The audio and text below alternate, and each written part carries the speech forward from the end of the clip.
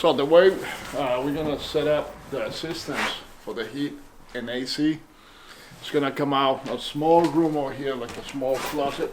You can see they're gonna close it in, and the ductwork is gonna come out right up about here.